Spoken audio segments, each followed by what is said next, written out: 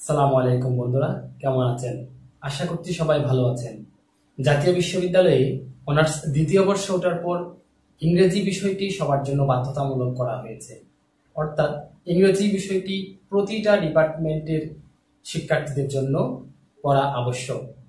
এবং ইংরেজি আমরা সবাই জানি কঠিন একটা সাবজেক্ট, যার কারণে অনেকেই পরীক্ষায় খারাপ করে বসে থাকে। তাই অনেকেই ইংরেজি প্রাইভেট পড়ে বা অনেকেই পড়তে পারেন না। তাই আমি যতটুকু সম্ভব আমার পক্ষে ইংরেজি বিষয়টি নিয়ে কিছু টিউটোরিয়াল বানানোর চেষ্টা করব। সো আজকের এই ভিডিওতে আমি প্রথমত অনার্স দ্বিতীয় বর্ষের সিলেবাস অর্থাৎ পরীক্ষার মান বন্টন নিয়ে আলোচনা করব। এরপর থেকে ইনশাল্লাহ আমি বিভিন্ন টপিকস নিয়ে টিউটোরিয়াল দেব। সো বন্ধুরা, ভিডিওটি শুরু থেকে শেষ পর্যন্ত দেখবেন, আশা করছি কাজে আসবে। চলুন শুরু করা যাক।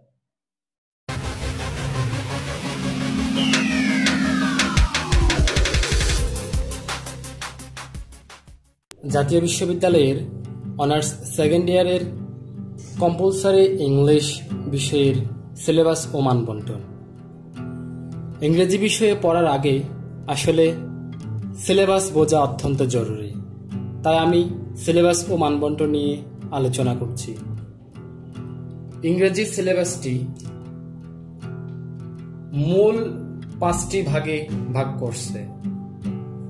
1 নম্বর ভাগ হচ্ছে reading and understanding, 2 number writing, 3 number grammar, 4 developing vocabulary, 5 translation Bengali to English. এই 5টি পার্টের আলাদা আলাদা প্রশ্ন রয়েছে। টোটাল 14টি প্রশ্ন করা হবে এই 5টি পার্ট থেকে। আমি এর পরেই কিন্তু এই 14টি প্রশ্ন দেখাবো এবং এখন এই 5টি পার্টের মার্কস ডিস্ট্রিবিউশন দেখাচ্ছি, অর্থাৎ মানবন্টন দেখাচ্ছি। পরবর্তীতে আমি বিস্তারিত 14টি প্রশ্নের মানবন্টন দেখাবো। যে রিডিং অ্যান্ড আন্ডারস্ট্যান্ডিং, এটাতে টোটাল মার্কস হচ্ছে 20 এবং 2 নম্বর পার্ট রাইটিং থেকে যে প্রশ্নগুলো আসবে এগুলোর টোটাল মার্ক হচ্ছে 40, অর্থাৎ রাইটিং থেকে 40-এর প্রশ্ন করা হবে।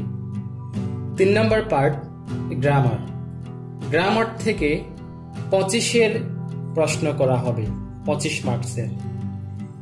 তারপর 4 নম্বরে ডেভেলপিং ভোকাবুলারি, এটার থেকে 10 মার্কসের প্রশ্ন করা হবে, 10 মার্কস।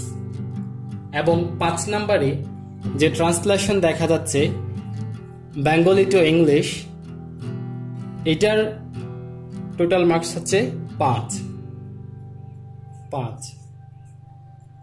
টোটাল হলো 100, 40, 20, 60, 25 হলো 85, তারপর 5, 90, এই 10, 100, টোটাল 100-এর নাম্বার। এখন আমি এই 5টি পার্টের আলাদা আলাদা পার্ট মিলে টোটাল 14টি প্রশ্ন করা হবে। এই 14টি প্রশ্নের বিস্তারিত এখন দেখাবো। এখন আমি যে 5টি পার্ট দেখালাম, এই 5টি পার্ট থেকে টোটাল 14টি প্রশ্ন করা হবে, যার মধ্যে 6টি এখন দেওয়া হলো 1, 2, 3, 4, 5, 6। এখানে 1 নম্বর প্রশ্নটি করা হয়েছে রিডিং অ্যান্ড আন্ডারস্ট্যান্ডিং পার্ট থেকে। 1 নম্বর প্রশ্নে একটি প্যাসেজ দেওয়া থাকবে। এই প্যাসেজ পড়ার পর ABCD 4টা প্রশ্ন থাকবে, এগুলোর উত্তর দিতে হবে। এই 1 নম্বরের মার্কস হচ্ছে 20। তারপর 2 থেকে 6 পর্যন্ত এগুলো হচ্ছে রাইটিং পার্টের প্রথমে 2 নম্বরে থাকবে কারেক্ট সেন্টেন্সের মার্কস হচ্ছে 5। তারপর 3 নম্বরে থাকবে poster, advertisement, notice, slogan, memo. অর্থাৎ এখানে হয় পোস্টার থাকবে, না হয় অ্যাডভার্টাইজমেন্ট থাকবে, অথবা নোটিশ, অথবা স্লোগান, মেমো থাকবে। এগুলার যে কোনো একটি লিখতে হবে। এখান থেকে যেটাই লিখেন না কেন মার্কস হচ্ছে 4। সবগুলার মার্কস হচ্ছে কত? 4। সবগুলো আসবে না, যে কোনো দুটি আসবে, হয় পোস্টার এবং অ্যাডভার্টাইজমেন্ট, অথবা পোস্টার এবং নোটিশ, অথবা পোস্টার এবং স্লোগান, অথবা অ্যাডভার্টাইজমেন্ট নোটিশ, যে কোনো দুটি দেওয়া থাকবে, ওইখান থেকে একটি লিখতে হবে, মার্কস হচ্ছে 4। 4 নম্বরে প্যারাগ্রাফ।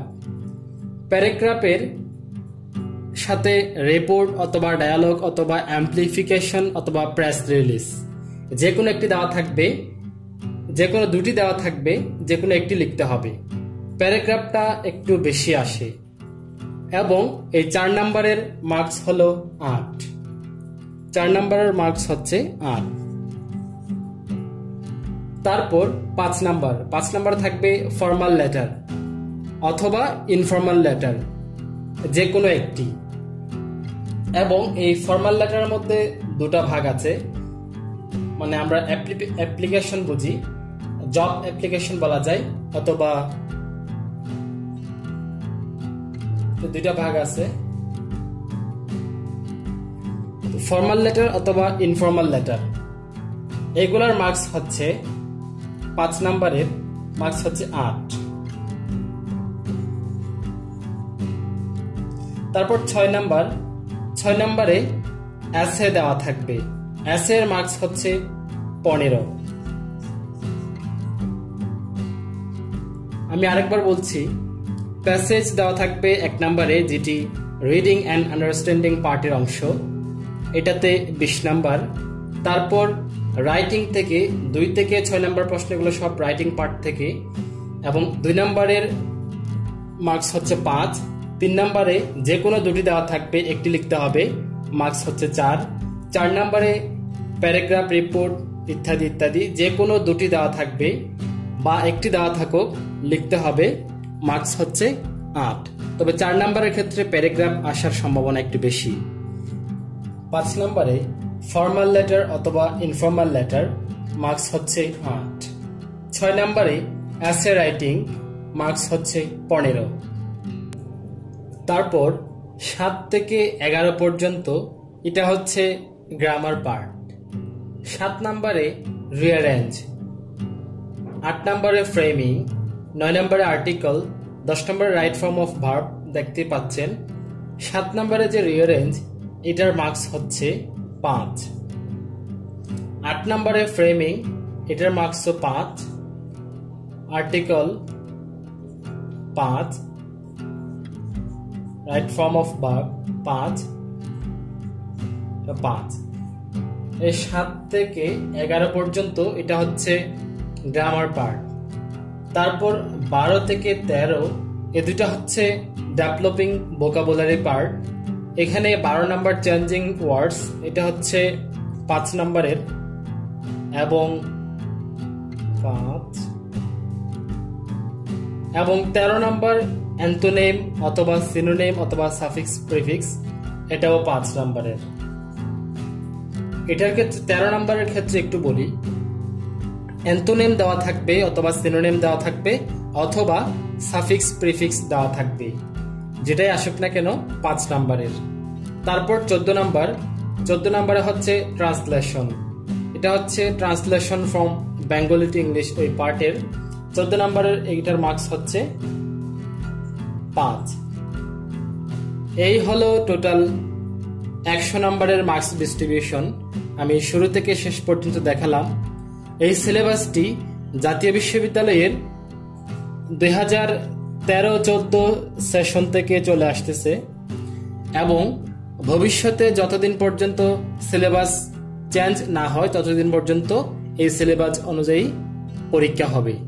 সো বন্ধুরা, সবাই ভালো থাকবেন, সুস্থ থাকবেন, এবং পরের ভিডিওতে আমি ইনশাল্লাহ এই টপিকসগুলো নিয়ে বিস্তারিত আলোচনা করব। ধন্যবাদ।